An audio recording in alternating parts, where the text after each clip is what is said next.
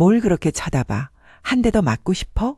아주 그냥 정신을 못 차릴 때까지 쳐맞고 싶냐고. 저는 그 순간 제정신이 아니었습니다. 이걸로 다 끝났어. 나 당신이랑 이혼할 거야.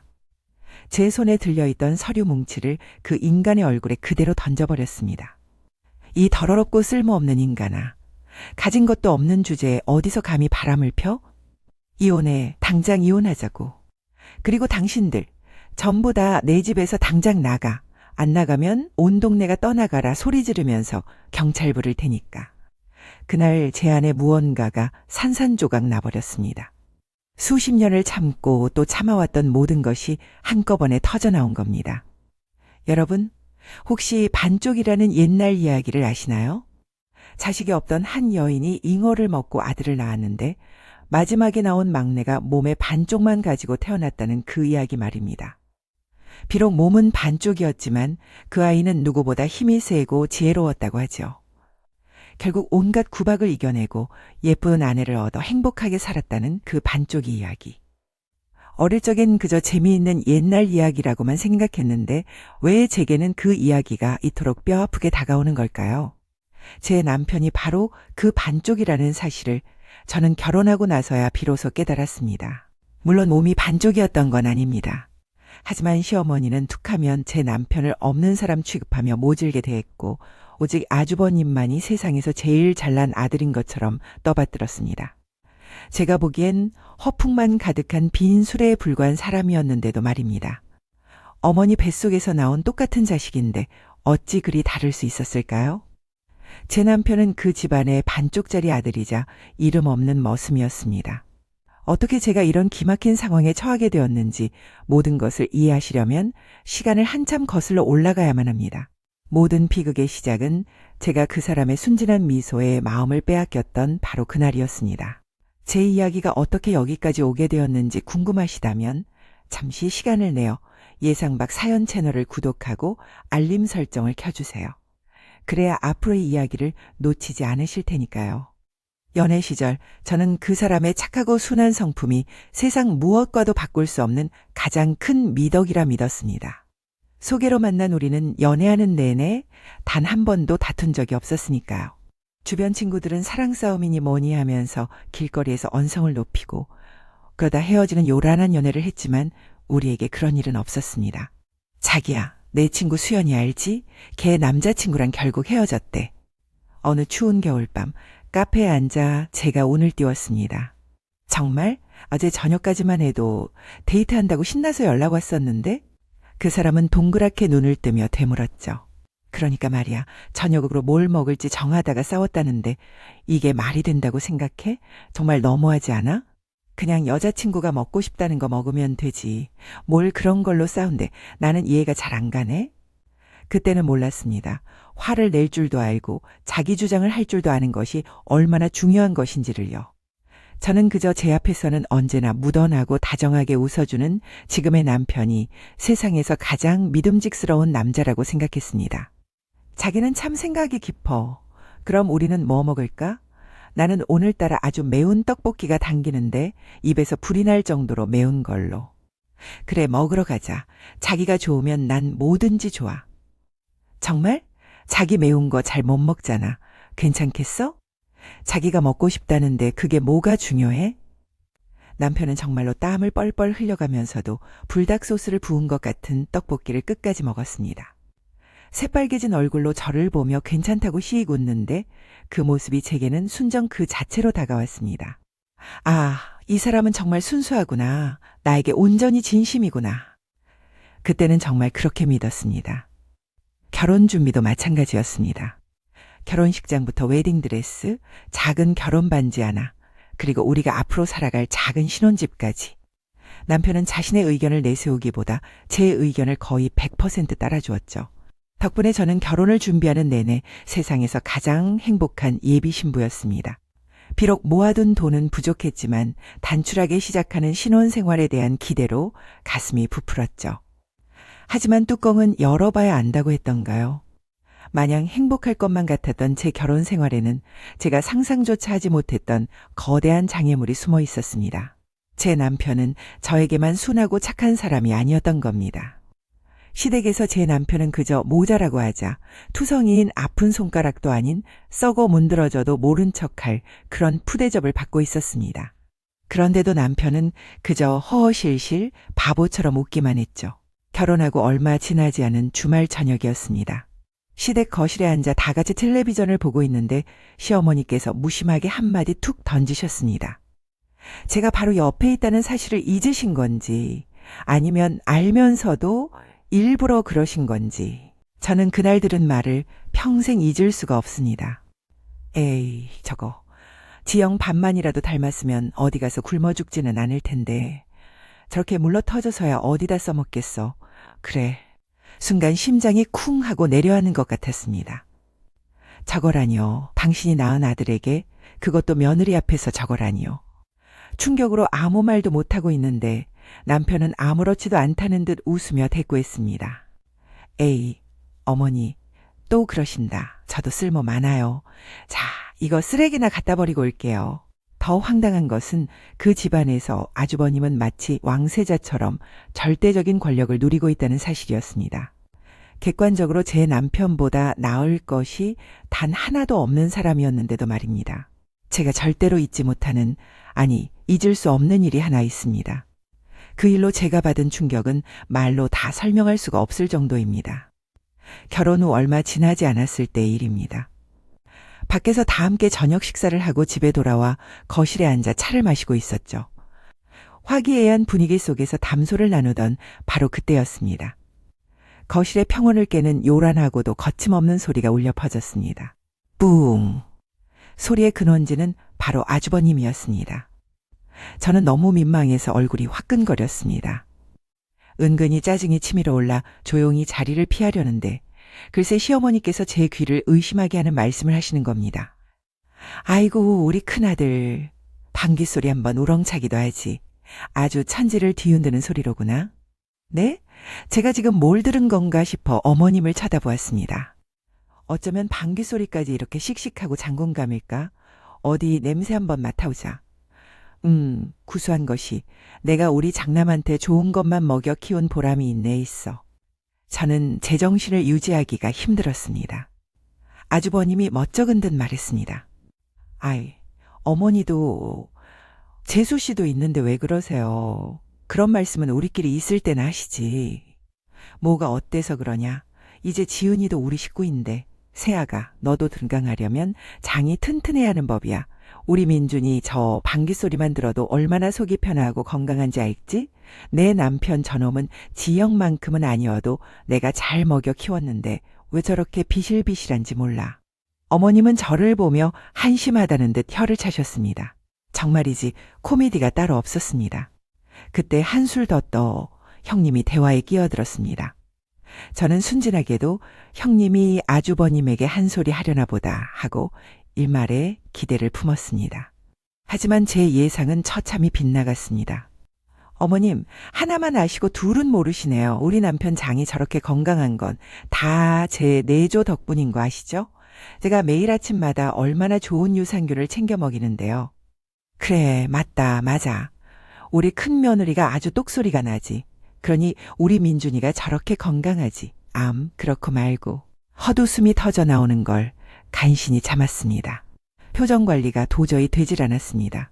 방귀 소리가 장군감이라는 둥, 내조를 잘해서 장 건강이 좋다는 기괴한 대화 속에서 저는 이방인이었습니다. 더 기가 막힌 건 그 와중에도 제 남편은 방구석에 앉아 그저 허 하고 바보처럼 웃고만 있었다는 사실입니다. 그 사람의 웃음소리를 듣는 순간 온몸에 소름이 돋았습니다. 그날 밤 집으로 돌아오는 내내 제 머릿속은 지옥이었습니다. 숨막히는 침묵 속에서 운전하는 남편의 옆모습을 보자 우라가 치밀어 올랐습니다. 집에 도착하자마자 저는 참았던 숨을 터뜨리듯 물었습니다. 당신 아까 그 상황 대체 뭐라고 설명 좀 해봐요. 뭐가 어때서 그래? 원래 우리 집은 좀 유별나. 그냥 그러려니 하고 넘어가. 남편은 대수롭지 않다는 듯 옷을 갈아입으며 말했습니다. 그 태연한 태도에 저는 피가 거꾸로 솟는 것 같았습니다. 뭘 넘어가요? 아주버님 방귀 소리가 장군감이라는 소리는 태어나서 처음 들어봤어요. 그게 가족들끼리 모여서 할 대화예요? 그리고 어머님 어떻게 당신한테 그것도 내 앞에서 적어라고 할 수가 있어요? 당신은 왜 그런 말을 듣고도 바보처럼 가만히 있는 건데요? 제 목소리는 분노로 떨리고 있었습니다. 하지만 남편은 어깨를 으쓱하며 말했습니다. 그랬나? 난 잘 기억도 안 나는데. 자기야, 너무 예민하게 구는 거 아니야? 우리 엄마 원래 말투가 좀 거치셔서 그래. 속은 안 그러셔. 속이 터져서 더는 참을 수가 없었습니다. 저는 남편의 옆구리를 세게 꼬집어주고는 그대로 집을 뛰쳐나왔습니다. 집 앞 편의점에 들어가 차가운 맥주 한 캔을 사서 단숨에 들이켰습니다. 차가운 액체가 목구멍을 타고 내려가자 그제야 조금 정신이 드는 것 같았습니다. 그때였습니다. 문득 상견례 날의 기억이 섬광처럼 스쳐 지나갔습니다. 그날 분명 주인공은 저와 남편이었는데도 시어머니의 입에서는 시종일관 아주버님 칭찬만이 흘러나왔었죠. 우리 집안은 장남이 기둥이고 대들보입니다. 사람 운명이 이름 따라간다더니 우리 큰아들 민준이는 그 이름에 걸맞게 아주 통이 크고 신수가 훤하지요. 저희 아버지가 어색하게 웃으며 맞장구를 쳤습니다. 예, 장남이 잘 되면 집안이 일어선다지요. 형제가 모두 잘 되면 더 좋고요. 그럼요. 우리 둘째 대호가 형만은 못하지만 그래도 천성은 참 바릅니다. 그건 우리 예비 며느리도 잘할 거예요. 그렇지 지은아? 그때는 그저 아들 자랑이려니 하고 넘겼습니다. 하지만 지금 돌이켜보니 그건 명백히 제 남편을 깎아내리는 말이었습니다. 아주버님은 치켜세우면서 제 남편은 그저 형만 못한 착한 동생으로 만들어버린 거였죠. 열이 받아서 견딜 수가 없었습니다. 시댁 분위기가 저렇다면 저라도 정신을 똑바로 차려야 했습니다. 말도 안 되는 소리를 듣고 뒤에서 속만 끓이느니 차라리 앞에서 할 말 다 하는 게 제 정신 건강에도 우리 부부 사이에도 좋겠다는 결론에 다다랐습니다. 집에 돌아오니 남편은 얼굴에 마스크팩까지 붙이고 세상 모르고 자고 있더군요. 그 평온한 얼굴을 보니 속에서 다시 한번 천불이 일었습니다. 속 편해서 좋겠다. 지금 잠이 오냐? 저는 그 사람을 선택했던 이유를 떠올렸습니다. 저희 아버지는 정말 불같은 성격의 소유자셨습니다. 평생을 아버지의 고함 소리 아래에서 마음고생하며 살아오신 엄마의 눈물을 보고 자란 저는 정반대의 남자를 만나고 싶었습니다. 모나지 않고 둥글둥글한 사람, 그런 사람과 함께라면 저희 엄마가 겪었던 그런 아픔은 겪지 않을 거라고 믿었죠. 그런 사람을 고르긴 골랐는데 하필이면 시댁이 이런 곳일 줄은 꿈에도 상상하지 못했던 겁니다. 그래, 결심했어. 저는 타고나길 긍정적이고 적극적인 성격입니다. 피할 수 없다면 부딪혀야지. 이 집안에 어떻게든 적응하고 말겠다고 저는 굳게 마음먹었습니다. 그리고 곧 저의 첫 번째 시험대가 될 첫 명절이 다가오고 있었습니다. 예상은 했지만 시어머니는 명절을 이틀이나 앞두고 전화를 걸어왔습니다. 아직 퇴근도 하기 전인 이른 오후였습니다. 새아가 나다. 다름이 아니라 명절 준비하려면 손이 많이 가졌니? 너는 내일 모레 아침 일찍부터 우리 집으로 와서 장도 같이 보고 음식 준비도 해야 한다. 저는 그때 외국계 회사에서 사무보조 일을 하고 있었습니다. 반나절만 나가는 일이었지만 월급도 꽤 쏠쏠했고 무엇보다 함부로 자리를 비울 수 없는 책임감 있는 자리였습니다. 시어머니도 그 사실을 분명히 알고 계셨죠. 어머님, 그건 좀 어려울 것 같아요. 제가 함부로 빠지면 그 좋은 일자리 다른 사람한테 바로 뺏겨요. 뭐, 예. 너는 고작 아르바이트 하면서 뭘 그렇게까지 챙겨. 막내 며느리가 되었으면 명절 이틀 전부터는 시댁에 와서 싹 붙어서 일을 배워야지. 어떤 건 시장에서 사고 어떤 건 마트에서 사야 하는지 나한테 하나하나 다 배워야 이 집안의 가풍을 익히는 게야. 수화기 너머로 들려오는 꾸지람의 한숨이 나왔지만 저는 물러서지 않았습니다. 어머님, 장은 한꺼번에 보면 되잖아요. 제가 오늘 저녁에 인터넷으로 장 볼 거 싹 주문해서 어머님 댁 주소로 배달시켜 놓을게요. 그리고 저는 명절 전날 퇴근하고 바로 가겠습니다. 뭐라고? 야, 너 지금 누구를 가르치려 들어?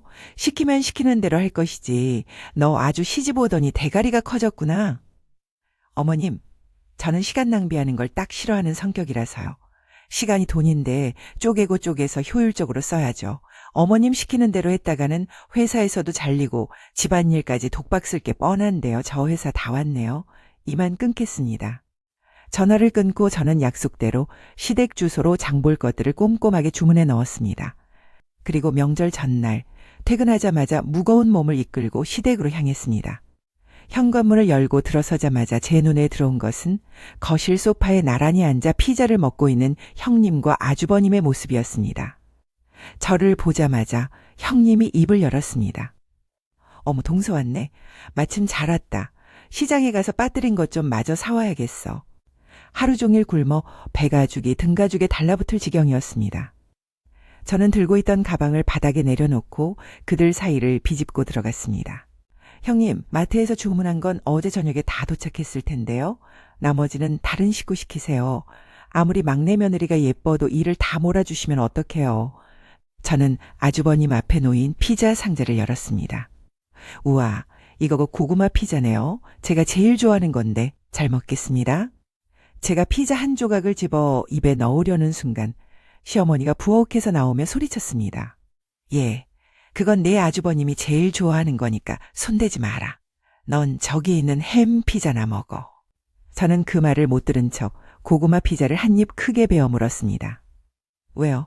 전 고구마 피자만 먹는데요. 여기 피자 맛있네요. 어디서 시키셨어요? 제가 얼굴에 철판을 깔고 피자를 우걱우걱 먹자 어머님과 형님은 황당하다는 표정으로 서로를 쳐다보더니 이내 부엌으로 들어가 버렸습니다. 제 등 뒤로 저를 욕하는 소리가 선명하게 들려왔지만 상관없었습니다. 그 와중에 아주버님은 저에게 고구마 피자를 빼앗긴 것이 분했는지 입이 대빨 나와서는 씩씩거리고 있더군요. 어머니에게 뭐라고 속닥거리는가 싶더니 30분쯤 지났을까 피자 한 판이 새로 배달되었습니다. 아주버님은 그 피자 한 판을 통째로 들고 자기 방으로 들어가 문을 잠가버렸습니다. 정말이지 기가 막혀서 말이 나오지 않았죠. 결국 그날 빠뜨린 장은 어머님과 제 남편이 보고 왔습니다. 그리고 곧바로 2차전이 시작될 참이었습니다. 장바구니를 내려놓기가 무섭게 시어머니의 날카로운 호통이 제 등 뒤에 비수처럼 꽂혔습니다. 둘째야, 얼른 와서 전 부칠 준비부터 하거라. 갈비찜 핏물도 빼놔야지. 제 대답을 들을 새도 없이 명령이 쏟아졌습니다. 이런 건 시집온 며느리가 알아서 척척해야지. 누가 시켜서 하니 얼른 들어와서 팔 걷어붙여. 채소 손질할 것도 산더미고 저기 쌓인 설거지부터 얼른 해치워.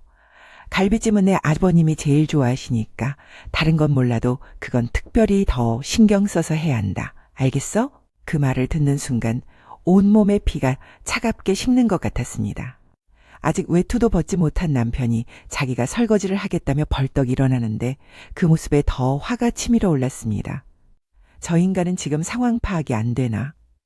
저를 도와주는 게 아니라 이 부당한 상황을 당연한 것으로 만들고 있잖아요. 아주버님은 배를 두드리며 소파에 누워 휴대폰만 들여다보고 있었고 형님은 울지도 않는 아기를 억지로 어르거나 곤히 자는 아기를 괜히 흔들어 깨우며 바쁜 척을 하고 있었습니다. 이대로는 안 된다. 오늘 이 고리를 끊어내지 못하면 나는 평생 이 집의 머슴으로 살게 될 것이다. 저는 조용히 숨을 한번 고르고 최대한 평온한 목소리로 입을 열었습니다. 아주버님, 피자 드신 상이랑 그릇들 좀 치워주시겠어요? 바닥에 부스러기도 많네요. 그리고 아버님, 죄송하지만 부탁 좀 드릴게요. 저녁에 쓸 밤 좀 까주시면 안 될까요? 형님, 아기 지금 곤히 잠들었으니까 옆에 와서 저랑 같이 꼬치에 끼울 재료 좀 준비해 주세요. 그리고 어머님, 저는 처음이라 뭐가 어디에 있는지 하나도 모르겠어요. 전 부칠 때 쓸 프라이팬이랑 소쿠리랑 부침가루랑 다 어디 있나요? 반죽은 제가 할 테니 어머님께서 준비 좀 해주시겠어요? 제 말이 끝나자 거실에는 찬물을 끼얹은 듯 정적이 흘렀습니다. 모두가 유령이라도 본 듯한 황당한 표정으로 저를 쳐다보았습니다. 가장 먼저 정신을 차린 건 시어머니였습니다.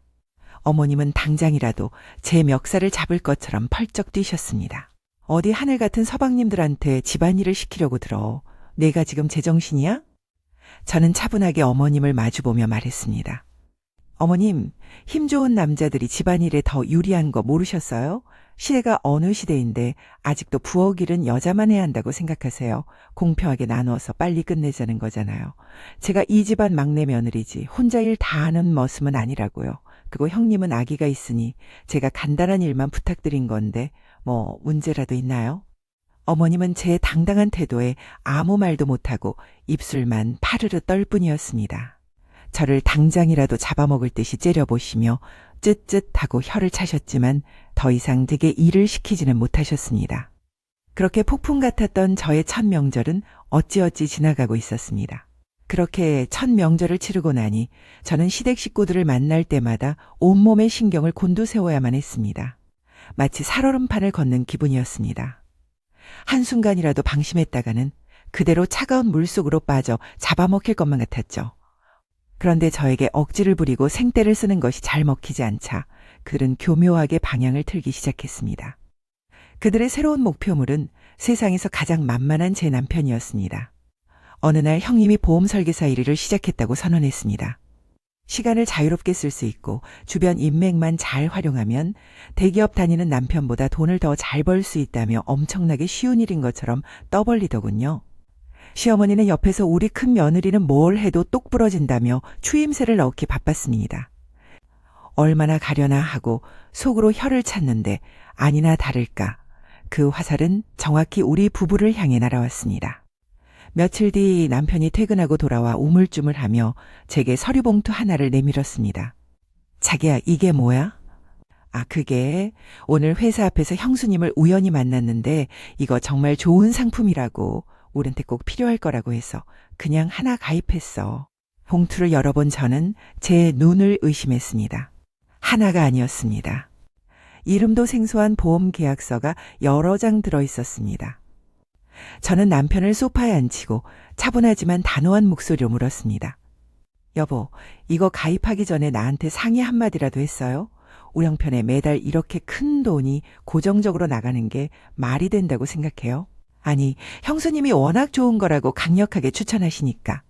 가전데 설마 우리한테 나쁜 걸 권했겠어. 그리고 형수님 실적도 좀 올려드려야지. 그 물러터진 대답에 기가 막혀 말이 나오지 않았습니다. 저는 그날 밤 계약서의 약관들을 돋보기를 들고 보듯 샅샅이 훑어보았습니다. 그리고 얼마 지나지 않아 제 심장이 차갑게 식어내리는 것을 느꼈습니다. 아니나 다를까 모든 상품은 형님에게는 엄청난 수수료가 떨어지지만 정작 우리에게는 조금의 이득도 되지 않는 불리한 조건들로 가득 차 있었습니다. 이건 보험이 아니라 교묘하게 포장된 사기나 다름없었습니다. 분노로 손이 부들부들 떨렸지만 저는 침착하게 전화기를 들었습니다. 다음 날 아침이 밝자마자 저는 그 모든 계약을 해지해버렸습니다. 다음 날 제 예감은 틀리지 않았습니다. 오후 근무 시간 제 휴대폰이 요란하게 울렸습니다. 화면에 뜬 이름은 형님이었습니다. 저는 잠시 망설이다 심호흡을 한번 하고 전화를 받았습니다. 동서, 나야 지금 시간 괜찮아? 회사 근처 카페에 와 있는데 잠깐 나올 수 있어? 목소리는 평소처럼 상냥했지만 저는 그 뒤에 숨겨진 칼날을 똑똑히 느낄 수 있었습니다. 저는 거절하지 않고 약속 장소로 나갔습니다. 차가운 커피가 담긴 잔을 사이에 두고 형님이 먼저 입을 열었습니다. 보자마자 쏟아내는 말은 사람을 참 어이없게 만들었습니다. 동서, 어떻게 이럴 수가 있어? 아니, 무슨 일이 있으면 나한테 먼저 상의를 해야지. 어떻게 말 한마디 없이 보험을 다 해지해버릴 수가 있냐고. 내가 얼마나 동선을 생각해서 특별히 챙겨준 건데 내 성의를 이렇게 무시해? 저는 차갑게 식은 커피를 한 모금 마시고는 조용히 형님을 마주 보았습니다. 형님, 저희 부부에게 매달 나가는 그 돈은 너무 큰 부담이에요. 그리고 장기간 목돈이 나가는 이런 중요한 문제는 남편 혼자 결정할 게 아니라 저와 상의를 했어야 님 같으면 아주버님이 형님과 상의도 없이 그런 계약을 덜컥하고 오시면 기분이 좋으시겠어요? 난 좋아. 우리 남편은 내가 믿으니까. 동서는 참 큰일이다. 남편한테 그렇게 믿음이 없어서 앞으로 험한 세상 어떻게 살겠어? 그 비아냥거리는 말투에 순간 울컥했지만 저는 애써 평정심을 유지했습니다. 이건 믿음의 문제가 아니에요, 형님. 책임감의 문제죠. 제 남편은 제가 제일 잘 알아요. 그리고 이렇게 말씀드리고 싶지는 않았지만 특히 돈 문제는 이런 식으로 어설프게 처리하면 집안 망하는 거 한순간이에요. 제가 그런 집 여러 봤거든요. 난 못 봤는데 어쩜 그렇게 초치는 말만 골라서 해. 사람이 왜 그렇게 정이 없어. 정이 없는 게 아니라 현실적인 거예요. 형님, 이번 일은 그냥 넘어가겠지만 두 번은 그냥 못 넘어가요. 사람이 한 번 잘못하면 실수지만 똑같은 실수를 두 번 반복하면 그건 그 사람의 인성 문제거나 지능의 문제라고 하더군요. 형님은 똑똑하시니까 제 말이 무슨 뜻인지 아시겠죠? 무슨 말인지 아시겠죠? 뭐? 야, 너 손윗 사람한테 지금 뭐라고 하는 거야? 건방지게. 저는 더 이상 대꾸할 가치를 느끼지 못하고 그대로 카페를 나와버렸습니다. 화가 나서 견딜 수가 없었습니다. 집에 돌아가 남편에게 그날 있었던 일을 모두 털어놓으며 무섭게 화를 냈습니다. 그는 그저 고개를 숙인 채 무조건 미안하다고 다 자기 잘못이라고 말할 뿐이었습니다. 그 모습을 보니 더 속이 터질 것 같았죠. 앞으로 형님이든 어머니든 돈과 관련된 이야기를 꺼내면 무조건 나한테 먼저 전화해. 이런 문제는 부부가 함께 상의해서 결정해야 하는 거라고 몇 번을 말해야 알아듣겠어. 저는 남편을 앉혀놓고 거의 아이를 가르치듯 단단히 교육을 시켰습니다. 참으로 이상하고도 기괴한 일이었습니다. 제 남편은 시댁의 온갖 굳은 일을 도맡아 하는 머슴이었습니다. 욕실 전등을 가는 자잘한 일부터 시작해서 무거운 짐을 나르는 힘든 일까지 효부모님은 절대로 큰아들을 부르는 법이 없었죠. 언제나 그들의 입에서는 장남은 큰일을 해야 할 사람이라는 말이 앵무새처럼 흘러나왔습니다. 한 번은 이런 생각까지 들었습니다. 이 사람 혹시 이 집에 입양된 아들인 걸까? 하지만 그러기엔 남편은 시어머니와 붕어빵처럼 닮아 있었습니다. 그러던 어느 날 저는 더 환장할 노릇인 사실을 알게 되었습니다. 많지도 않은 재산을 시부모님께서 야금야금 아주버님에게 넘겨주고 있다는 것을요. 가만히 지켜보니 아주버님은 뚜렷한 직업도 없이 어쩌다 회사에 들어가도 몇 달을 버티지 못하고 그만두기 일쑤였습니다. 그런데도 그들 부부는 돈을 참 잘 쓰고 다녔습니다. 입는 옷이며 먹는 것이며 씀씀이가 저희와는 비교도 안 될 정도로 컸죠. 알고 보니 생활비까지 몇 달에 한 번씩 시부모님께서 거액으로 지원해주고 있었던 겁니다. 이 사실을 알고 남편을 붙잡고 이야기해봤자 그는 그저 허허 사람 좋은 웃음을 지을 뿐이었습니다. 제가 한 번은 저녁 식사 자리에서 단단히 정색하고 나선 일이 있었죠. 그날 온 가족이 모여 돼지갈비를 먹었습니다. 성인 6명이 실컷 먹다 보니 계산서에는 몇십만 원이라는 큰 금액이 찍혀 있었죠. 모두가 만족스럽게 배를 두드리며 자리에서 일어나려던 순간 어머님이 제 남편을 쳐다보며 말했습니다. 대호야, 오늘은 네가 쏴라. 그 순간 제 안에서 무언가 툭 하고 끊어지는 소리가 들렸습니다. 저는 들고 있던 숟가락을 탁 소리가 나게 내려놓으며 입을 열었습니다. 어머님, 저희는 빠듯한 월급쟁이라 대출금 갚기도 벅찹니다. 이런 외식비는 곧 큰 사업을 시작하실 아주버님이 내셔야 하는 거 아닌가요? 순간 식당 안의 공기가 싸늘하게 얼어붙었습니다. 아주버님이 오늘 입고 계신 저 골프웨어만 해도 굉장히 비싼 브랜드잖아요. 그거 사 입으실 정도면 이 정도 식사값은 껌값도 아니겠는데요? 형님의 얼굴이 새빨개졌습니다. 어머 동서, 이건 우리 남편이 능력이 좋아서 아는 분한테 그냥 얻어 입은 거야. 그 뻔뻔한 거짓말에 저는 실소를 터뜨렸습니다. 아, 그러세요? 저는 또 지난번에 어머님이랑 아주버님이 백화점에서 직접 사시는 걸 본 줄 알았네요. 제가 헛것을 봤나 봐요. 그날 저는 급하게 백화점 화장실을 들렀다가 나오는 길에 우연히 그들을 마주쳤었습니다.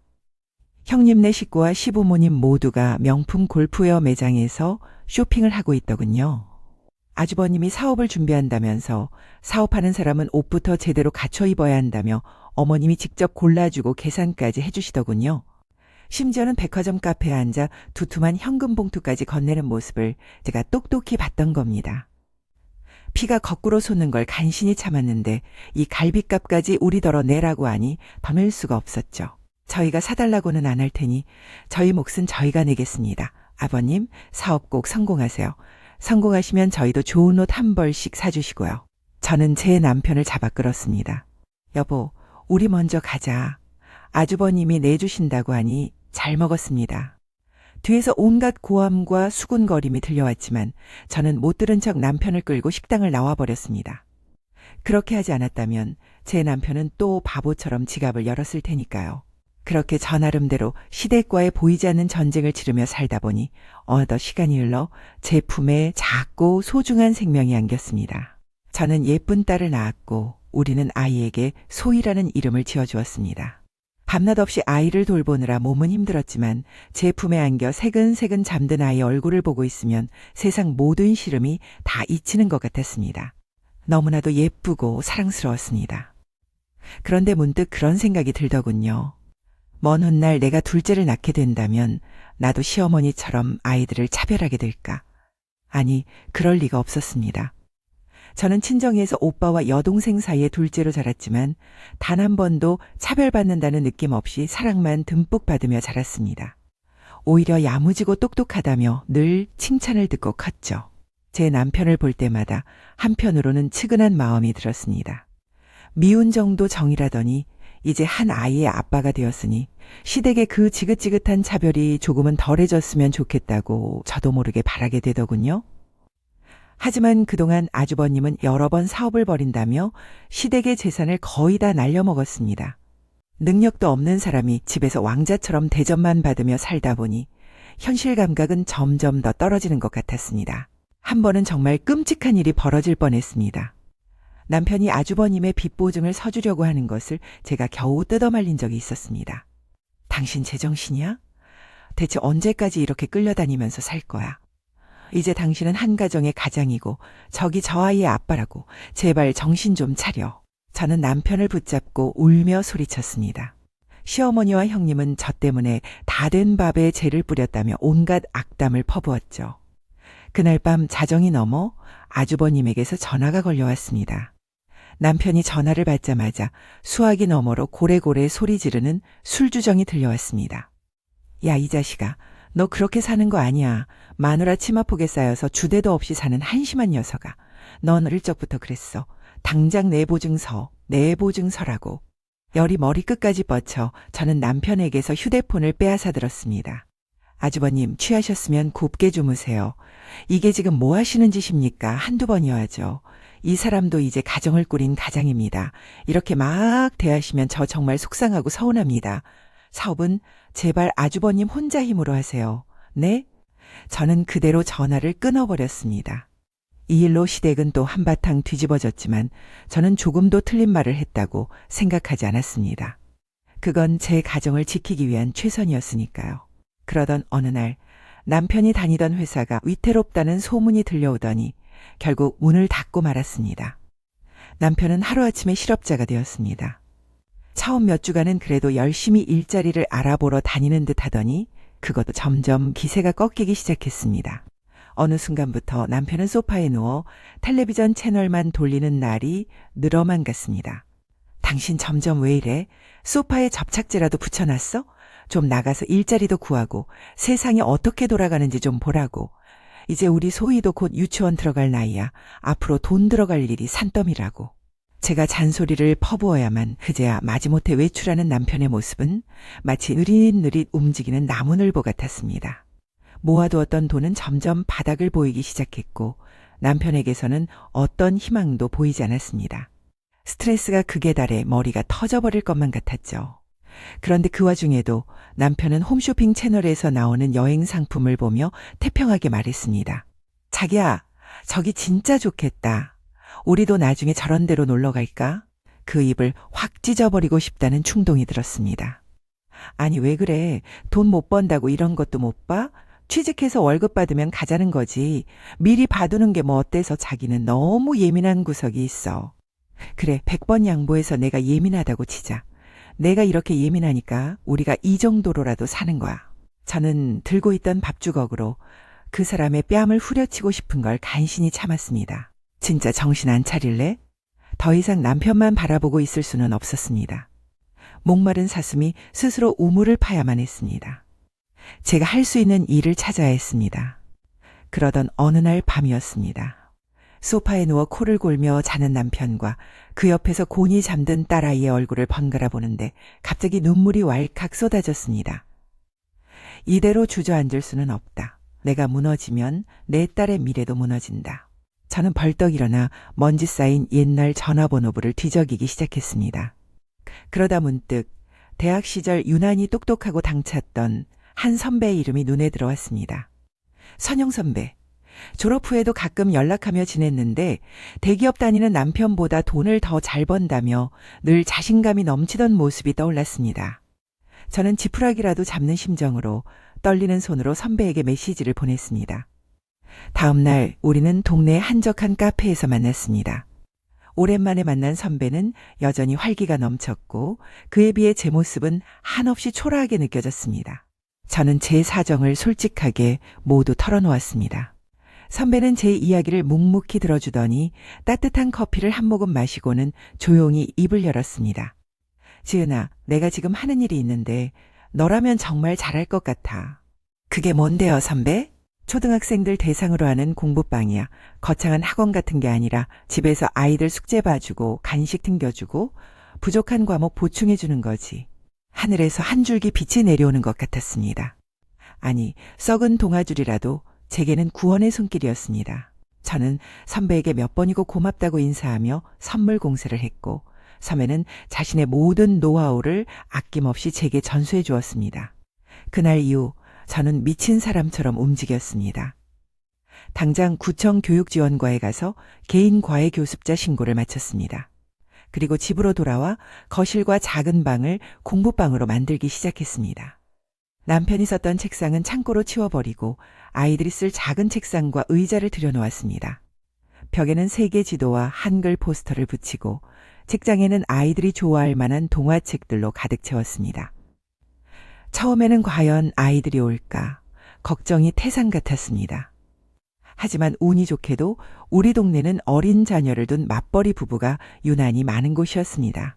학교가 끝나고 학원을 전전하는 아이들을 걱정하던 어머님들 사이에서 제 공부방은 금세 입소문을 타기 시작했습니다. 아이들의 눈높이에 맞춰 공부를 가르치고 정성껏 만든 따뜻한 간식을 챙겨주었습니다. 여름에는 다 같이 옥상에서 냉면 파티를 열고 겨울에는 작은 크리스마스 트리를 만들어 함께 소원을 빌었습니다. 아이들의 마음을 얻자 성적은 자연스럽게 따라 올라왔습니다. 어느 날 저녁 한 어머님에게서 전화가 걸려왔습니다. 선생님, 우리 민수가요. 선생님 공부방 다니고 싶어서 매일 밤 저를 조르는데 어떻게 하면 좋죠? 지금 제가 없다고 들었는데 제발 대기 명단에라도 올려주세요. 애가 아주 난리가 났어요. 처음 선생님 소리를 들었을 때는 어색해서 얼굴이 다 빨개졌는데 어느새 그 호칭은 제게 가장 큰 자부심이 되었습니다. 월 200만 원으로 시작했던 수입은 300, 500, 700만 원을 넘어섰고 결국에는 월 1000만 원이라는 제가 평생 만져볼 수 없을 거라고 생각했던 큰 돈을 벌기 시작했습니다. 정말 눈코 뜰 새 없이 바빴습니다. 하루가 어떻게 지나가는지도 모를 정도로 일에만 매달렸습니다. 딸 소희를 돌보는 일은 온전히 남편의 몫이 되었습니다. 저는 제 모든 것을 공부방에 쏟아부어야 했으니까요. 여가 생활은 사치였고 가까운 친구들 얼굴 한번 보기가 하늘의 별 따기였습니다. 아침에 눈을 뜨면 아이들 간식거리를 준비하고 수업 자료를 정리했고 밤늦게 마지막 아이를 집으로 돌려보내고 나면 녹초가 되어 소파에 쓰러지기 일쑤였습니다. 정작 제 몸은 제대로 돌보지 않아 결국 위장병까지 얻었지만 병원에 갈 시간조차 아깝다고 생각했습니다. 남편은 그런 저를 보면서도 소희를 돌보기보다는 함께 놀고 싶어하는 눈치였습니다. 제가 잔소리를 하지 않으면 하루 종일 텔레비전만 보고 있는 날도 허다했죠. 당신 내가 밤늦게까지 저 방에서 아이들 가르치느라 목이 쉬고 속이 뒤집어지는 거 안 보여? 당신이 계속 그렇게 놀기만 하면 나도 이 일 다 때려치울 거야. 우리 다 같이 길바닥에 나앉고 싶으면 그렇게 해. 그런 반협박을 하고 나서야 남편은 마지못해 집안일을 조금 거들 뿐이었습니다. 그래도 소희가 이제 제법 커서 학교에 들어갈 나이가 되자 학교가 끝나면 바로 제 공부방으로 와서 지낼 수 있었기에 한시름 놓을 수 있었습니다. 그러다 정말 가뭄의 단비처럼 남편도 작은 회사에 취업을 하게 되었습니다. 너무나 기뻤습니다. 아, 이제 정말 우리 세 식구 이렇게만 살면 아무 문제 없겠구나. 이제는 내 건강도 좀 챙겨볼까. 그렇게 잠시 숨을 돌리려던 찰나에 대학 시절 친하게 지냈던 친구 혜경이에게서 연락이 왔습니다. 알고 보니 남편이 새로 이직한 회사가 바로 그 친구가 다니고 있는 곳이었습니다. 지은아, 나 혜경이야. 다름이 아니라 내 남편이 우리 부서로 왔더라. 내가 바로 위 팀장이야. 정말 세상에 이런 우연이 다 있네. 그러게 말이야.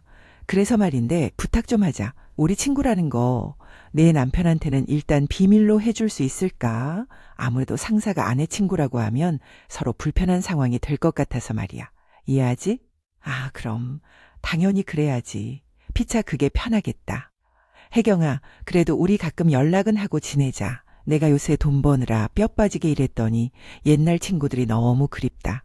저는 그때 제 인생이 드디어 안정적인 궤도에 올랐다고 생각했습니다.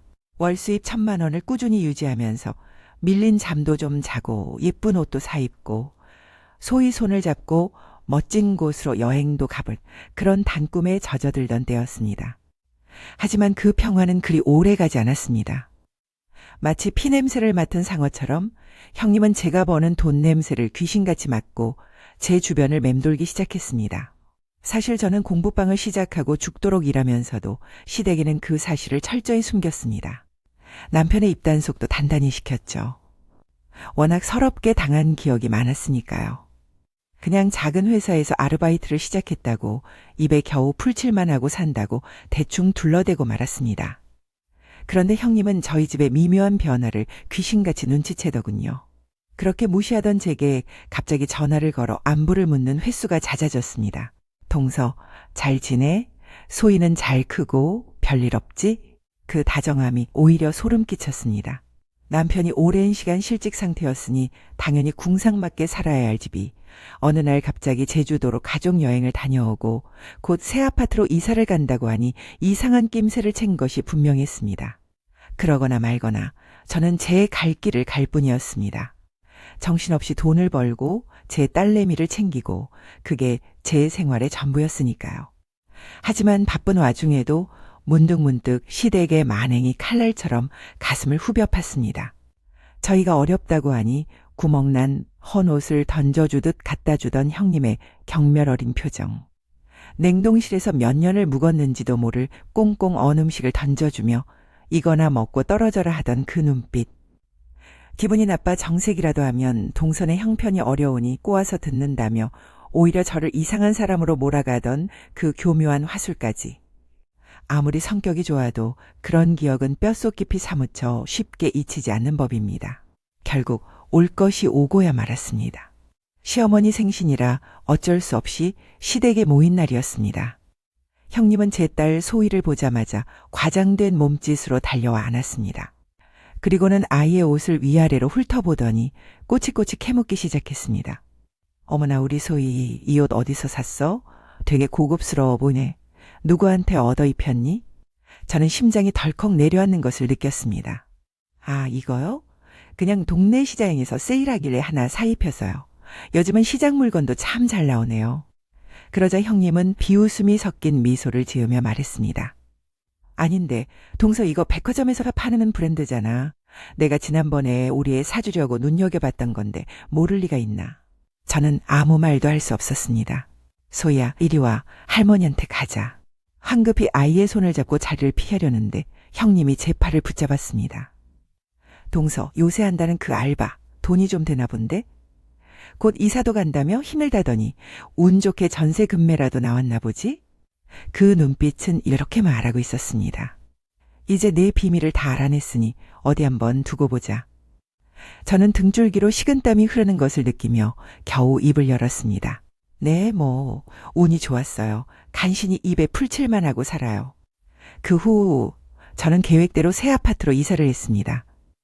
공부방은 아이들이 더 넓고 쾌적한 환경에서 공부할 수 있도록 집 근처 상가 건물로 이전했죠. 황금 연휴를 낀 주말, 저는 소희와 남편의 손을 잡고 꿈에 그리던 제주도로 2박 3일 여행을 다녀왔습니다. 지긋지긋한 현실에서 벗어나 푸른 바다와 상쾌한 바람을 맞으니 그간의 모든 피로가 씻은 듯이 사라지는 것 같았습니다. 하지만 그 행복은 현관문을 여는 순간 산산조각이 나고 말았습니다. 우리 집 문 앞에 시부모님과 형님 내외가 마치 약속이라도 한 듯 버티고 서 있었습니다. 그들은 즐거운 여행에 여운이 채 가시지 않은 우리의 행색과 커다란 여행 가방을 위아래로 훑어보더니 다짜고짜 집으로 들어가자고 했습니다. 아버님, 어머님, 형님, 아주버님, 여기까지 어쩐 일이세요? 밖에서 제가 저녁 사드릴게요. 됐다. 집 구경도 할 겸 그냥 안으로 들어가자. 새 아파트로 이사했다는 말은 대충 전해놓았지만 아직 집들이도 하기 전이었습니다. 그들은 마치 제 집 안방처럼 거실 소파에 자리를 잡고 앉아 집안 구석구석을 훑어보기 시작했습니다. 휘둥그레진 눈에는 부러움과 시기심이 역력했습니다. 아주버님이 퉁명스럽게 물었습니다. 야, 너희가 무슨 돈이 있어서 이런 집에 살아? 누가 이런 집을 공짜로 내주기라도 했냐? 시어머니가 비꼬는 투로 거들었습니다. 그러게 말이다. 흥부가 박터뜨린 격이지 어울리지도 않게 웬 호강이람. 주방에서 커피를 내리고 있던 저는 그 말을 듣는 순간 손에 들고 있던 찻잔을 깨뜨릴 뻔했습니다. 저는 끓어오르는 분노를 억누르며 최대한 차분한 목소리로 말했습니다. 이 집 제 이름으로 계약했고 다 제가 번 돈으로 산 거예요. 뭐가 그렇게 안 어울린다는 말씀이세요? 다 제 능력으로 이룬 건데요. 뭐 그게 진짜야? 아주버님은 인상을 팍구기며 제 말을 믿지 않았습니다. 내가 무슨 수로? 대출이라도 왕창 끼고 산 거겠지. 그래, 내 남편 회사에서는 월급 얼마나 준다니 말해봐. 순간 참아왔던 모든 것이 폭발했습니다. 이 사람 월급 많지도 않아요. 이 집, 이 가구, 저 텔레비전 전부 다 제가 밤낮 없이 일해서 번 돈으로 이룬 거요. 운이 좋아서 시작한 작은 사업이 잘 풀렸을 뿐이고요. 사업? 내가? 그 순간 시댁 식구들의 표정이 일제히 굳어지는 것을 보았습니다. 거기서 남편이 불쑥 나섰습니다. 네, 진짜예요. 이 사람 정말 고생 많이 했어요. 한 달에 1,000만 원 버는 게 그게 쉬운 일인 줄 아세요? 밥도 제때 못 먹고 위장병까지 걸려가며 일군 거예요. 남편이 굳이 월 수입까지 공개하자 다들 충격에 말을 잇지 못했습니다. 한동안 거실에는 무거운 침묵만이 흘렀습니다. 그 침묵을 깬 것은 형님이었습니다.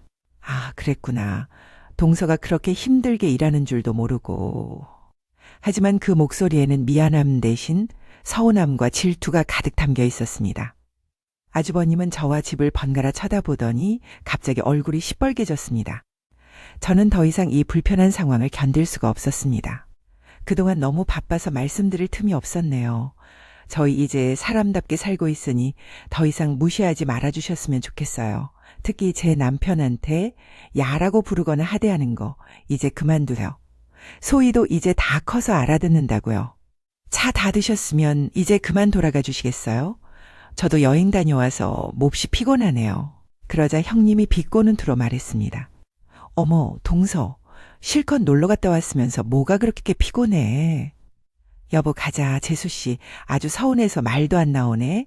우리가 남이야? 대호 너도 그러는 거 아니야 임마. 형한테 말도 안 하고 깜짝 놀랐잖아.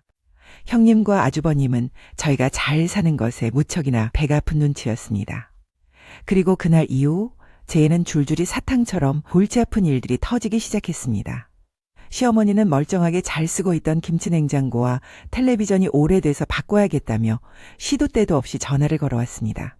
예전 같았으면 밖에서 간단히 외식하는 걸로 끝냈을 생일 파티도 이제는 온 가족이 다 함께 해외여행을 가야 한다고 조르기 시작했습니다. 그 속이 뻔히 보이는 요구에 처음부터 진절머리가 났습니다.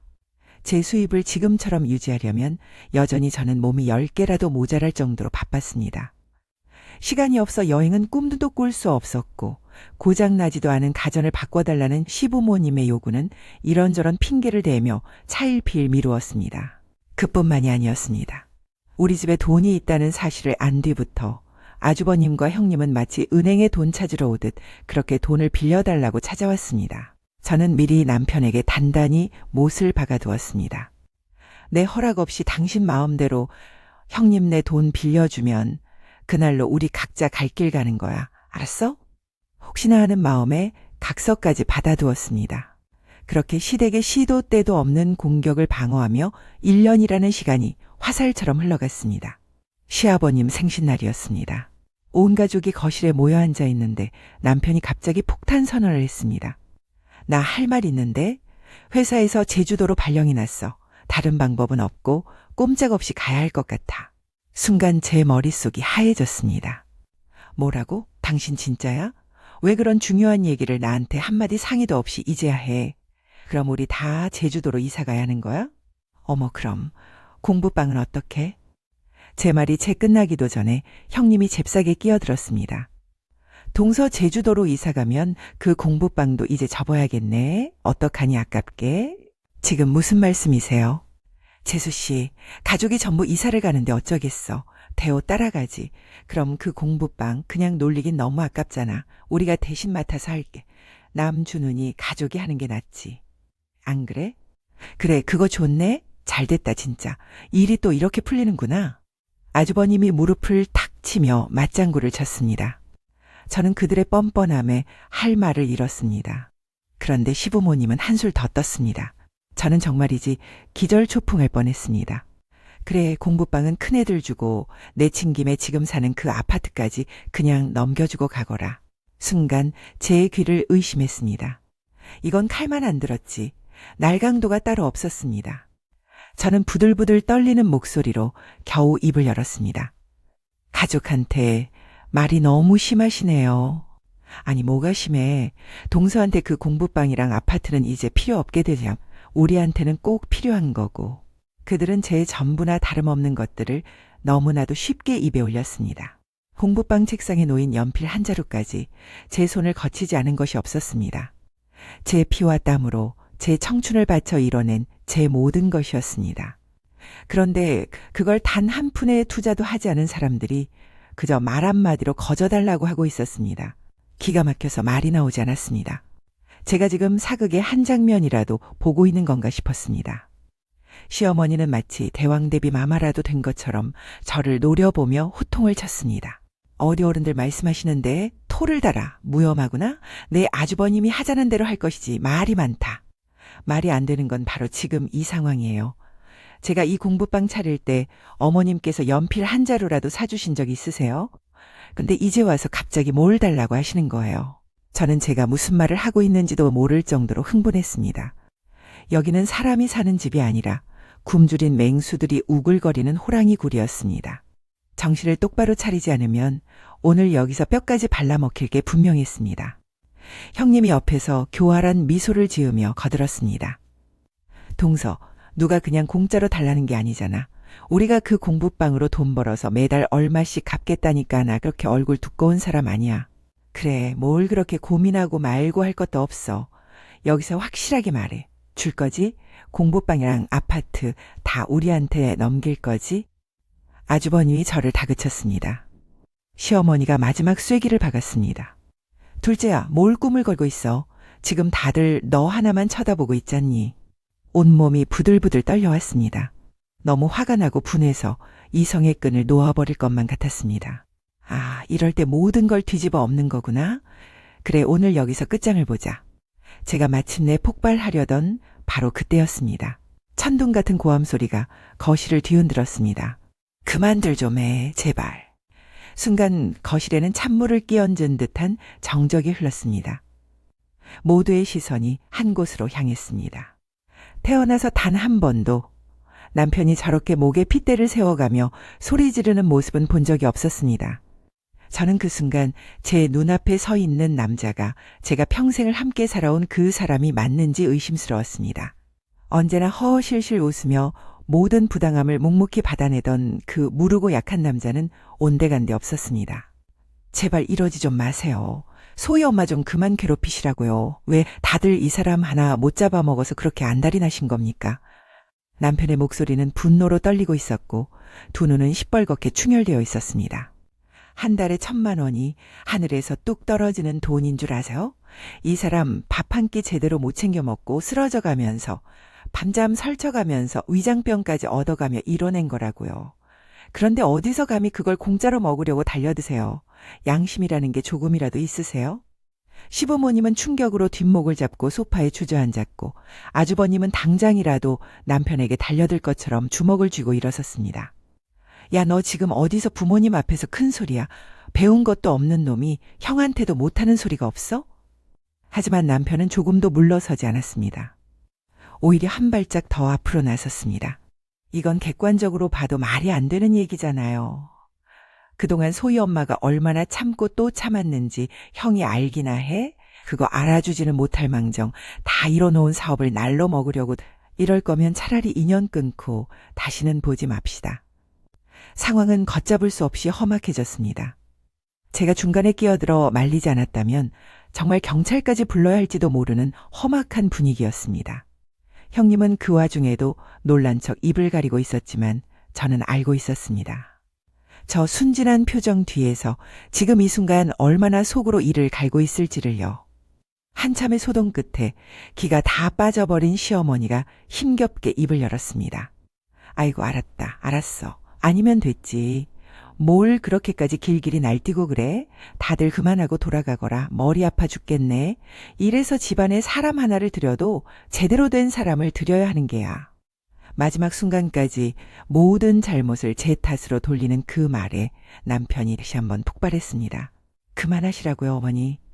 이 사람이 우리 집에 들어와서 잘못된 게 대체 뭐가 있습니까? 떡두꺼비 같은 소녀 낳아줬죠. 자기의 능력으로 재산 읽었죠. 사업까지 성공시킨 이렇게 능력 있는 며느리를 어머니는 왜 그렇게 깎아내리지 못해서 안달이세요. 그 서슬퍼런 기세에 아주버님도 형님도 더는 아무 말도 하지 못했습니다. 하기야 남편이 한 말은 전부 틀린 것 하나 없는 사실이었으니까요. 반박을 하려야 할 수가 없었을 겁니다. 그날 저는 남편의 그 낯선 모습에 은근한 감동을 받았습니다. 결혼 생활 내내 실망만 안겨주던 그 사람이 이렇게까지 저를 위해 나서줄 줄은 정말 꿈에도 몰랐습니다. 나에게도 이런 날이 오는구나. 남편에게 처음으로 진심으로 고마운 마음이 들었습니다. 집으로 돌아오는 차 안은 숨막힐 듯이 조용했습니다. 저는 씩씩거리며 운전대를 잡고 있는 남편의 옆모습을 물끄러미 바라보았습니다. 오늘따라 그 사람의 굳게 담은 입술과 날카로운 턱선이 낯설면서도 이상하게 듬직하게 느껴졌습니다. 저는 조용히 입을 열었습니다. 여보, 오늘 정말 고마웠어요. 제 목소리가 작게 떨리고 있었습니다. 솔직히 많이 놀랐어요. 당신이 그렇게까지 나서서 내 편을 들어줄 거라고는 상상도 못했거든요. 만약 당신이 아니었다면 나 정말 거기서 어떻게 됐을지 몰라요. 남편은 앞만 본 채로 퉁명스럽게 대답했습니다. 별거 아니야. 당연히 해야 할 말이었어. 그리고 오늘 들었던 그 말도 안 되는 소리들 그냥 머릿속에서 싹 다 지워버려. 다시는 그런 소리 못하게 내가 알아서 할 테니까. 그 무심한 위로에 제 마음속 깊은 곳에서부터 뜨거운 것이 울컥 차올랐습니다. 남편은 잠시 차를 갓길에 세우더니 저를 바라보며 말했습니다. 아무래도 회사 일은 어쩔 수 없을 것 같아. 제주도에는 나 혼자 가야겠어. 네? 혼자라니요? 당신이랑 소희까지 갑자기 이사하고 학교 옮기면 혼란스러울 테니까. 그리고 내가 없어야 어머니랑 형도 당신한테 함부로 못 찾아올 공간은 그렇게 떨어져 지내보자. 당신은 여기서 무슨 일이 있어도 그 공부방이랑 꼭 지키고 있어. 알았지? 자칫 잘못했다가는 제 모든 것을 빼앗길 수도 있는 상황에서 남편은 스스로 방패가 되어 저를 지키려고 하고 있었습니다. 저는 말없이 고개를 끄덕였습니다. 그렇게 일주일이라는 시간이 흘렀습니다. 남편은 제주도에서 혼자 지낼 생활에 필요한 물건들을 하나 둘씩 챙기기 시작했습니다. 저는 텅 비어가는 옷장을 보며 애써 덤덤한 척 그의 곁을 지켰습니다. 그날 저녁 짐을 싸던 남편이 제게 조심스럽게 물었습니다. 자기야, 내일 저녁에 소희는 잠시 친정에 맡기고 우리 둘이서만 데이트할까? 데이트요? 응, 내가 아주 근사한 곳을 알아놨어. 당신이 제일 좋아하는 초밥 배 터지게 먹고 그리고 탁 트인 강이 보이는 멋진 카페에 가서 커피도 마시자. 제주도 가기 전에 우리 둘만의 좋은 추억 만들어야지. 저는 제 귀를 의심했습니다. 어머, 당신이 웬일이야. 그런 것도 할 줄 알았어? 너무 좋다. 저는 어린아이처럼 들떠서 남편의 팔에 매달렸습니다. 그날 밤 저는 오랜만에 아무 걱정 없이 단잠에 빠져들었습니다. 내일 있을 달콤한 데이트를 꿈꾸면서 제 마음은 온통 핑크빛으로 물들어 있었습니다. 다음 날 저녁 우리는 정말 오랜만에 단둘이 외출했습니다. 남편이 예약해둔 초밥집은 작고 아담했지만 장인의 손길이 느껴지는 곳이었습니다. 입안에서 살살 녹는 참치뱃살과 쫄깃한 광어 지느러미를 맛보며 저는 정말 오랜만에 행복감에 젖었습니다. 자기야, 여기 정말 맛있다. 어떻게 이런 곳을 알았어? 당신이 좋아할 것 같아서 인터넷으로 엄청 찾아봤지. 많이 먹어. 남편은 제 앞 접시가 비워질 때마다 가장 맛있는 부위를 골라 올려주었습니다. 그 그 다정한 모습에 지난 시간 동안 쌓였던 서운함과 원망이 눈 녹듯 사라지는 것 같았습니다. 식사를 마치고 우리는 그가 말했던 강변의 카페로 향했습니다. 통유리창 너머로 붉게 물들어가는 저녁 노을이 한 폭의 그림처럼 펼쳐져 있었습니다. 자기야, 저기 노을 지는 것 좀 봐. 정말 아름답다. 그러게 당신이랑 이렇게 있으니까 더 좋네. 따뜻한 커피를 손에 쥔 채 저는 창밖 풍경에서 눈을 떼지 못하며 나지막이 속삭였습니다. 매일 이렇게만 살면 얼마나 좋을까. 더도 말고 덜도 말고 딱 오늘처럼만. 그때였습니다. 제 감상에 젖은 목소리를 가만히 듣고 있던 남편이 무거운 침묵 끝에 조심스럽게 입을 열었습니다. 그의 목소리는 어딘지 모르게 잠겨 있었습니다. 자기야, 응? 저기 받아들이기 힘들게 내 말 한번 들어봐. 순간 제 심장이 쿵 하고 바닥으로 떨어지는 것 같았습니다. 뭔가 잘못되었다는 불길한 예감이 온몸을 휘감았습니다. 공부방 그냥 형한테 주자. 뭐? 그냥 어머니 말씀 듣는 게 어때?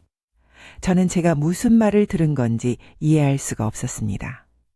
들고 있던 커피잔이 손에서 미끄러져 탕 하고 테이블 위로 떨어졌습니다.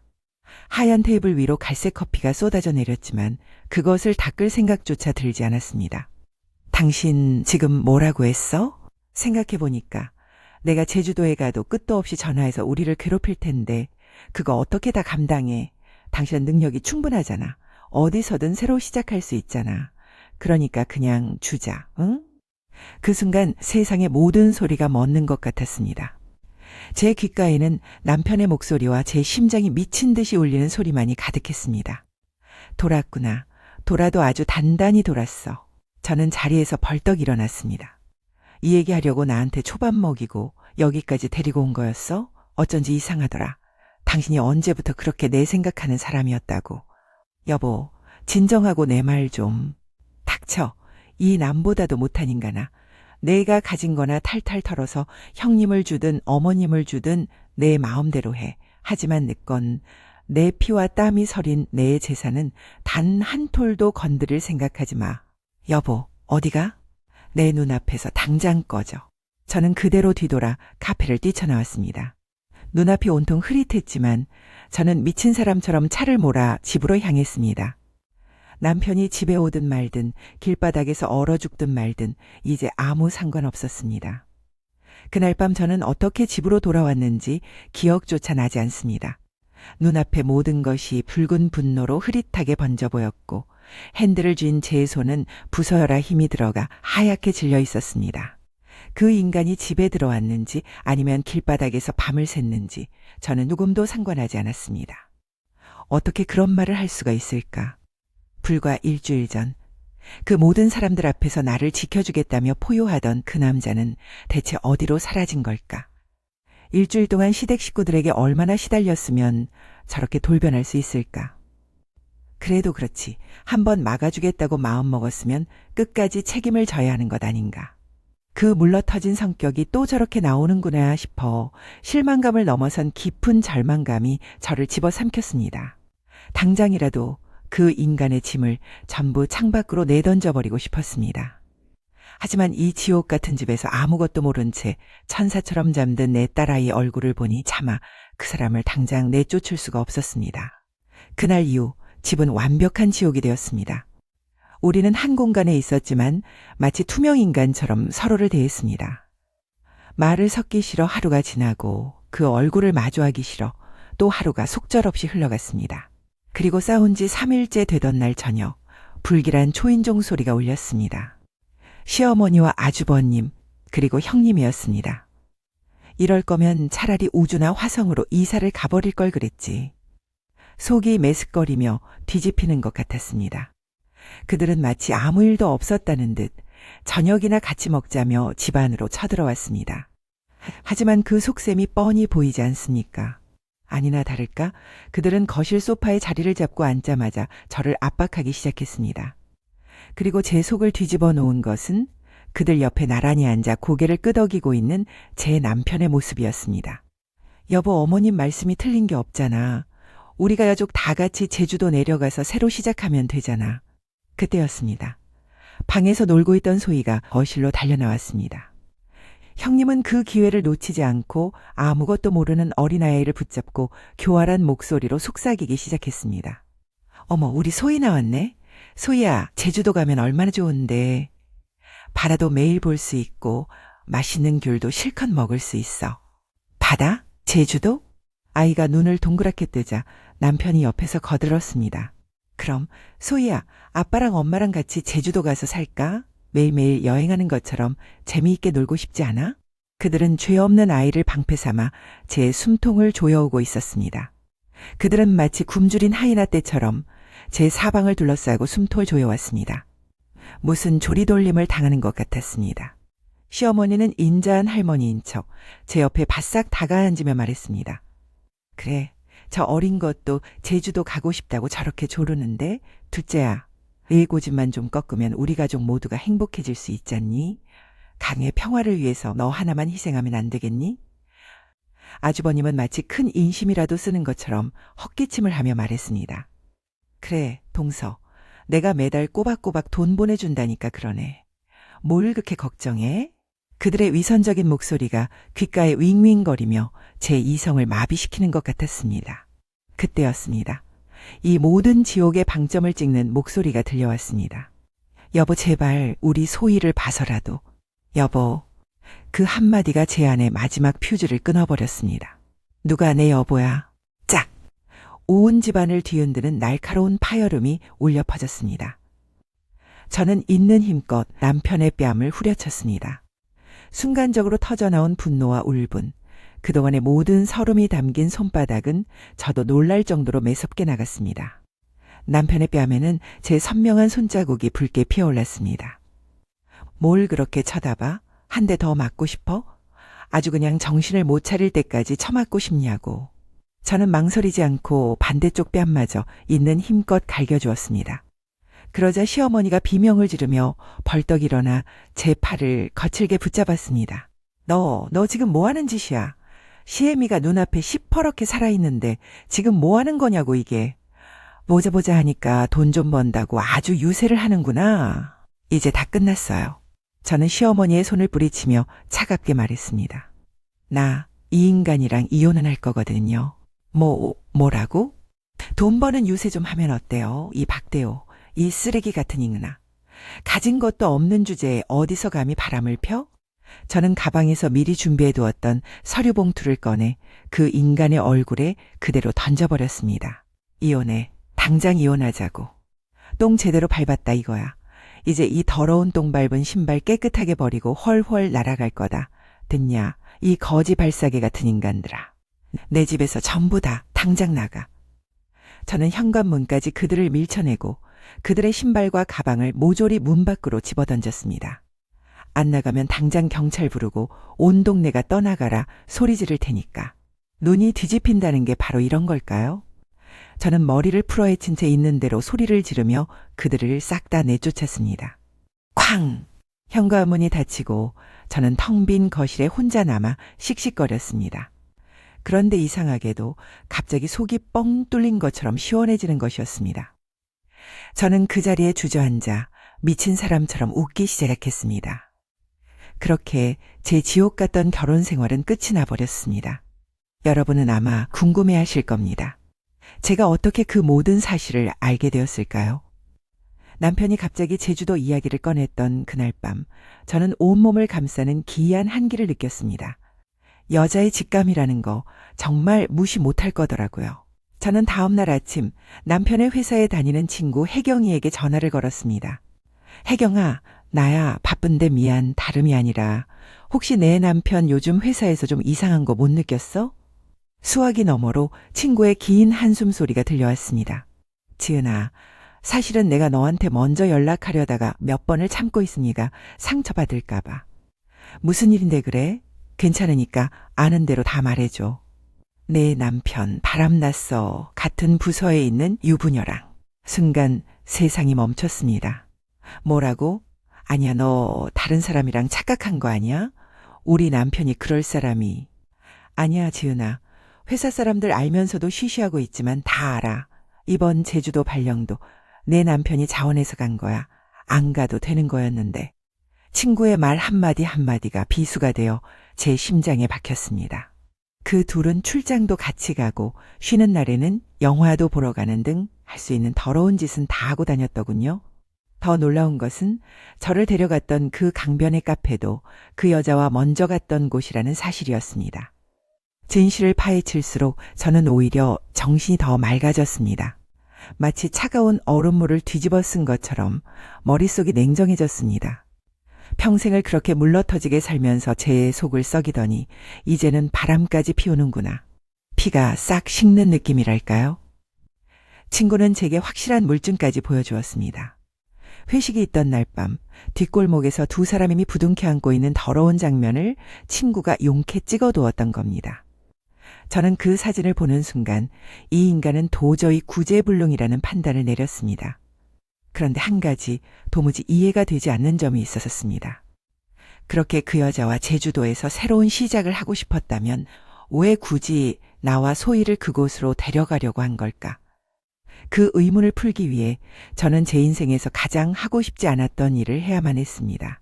남편의 핸드폰을 뒤지기 시작했습니다.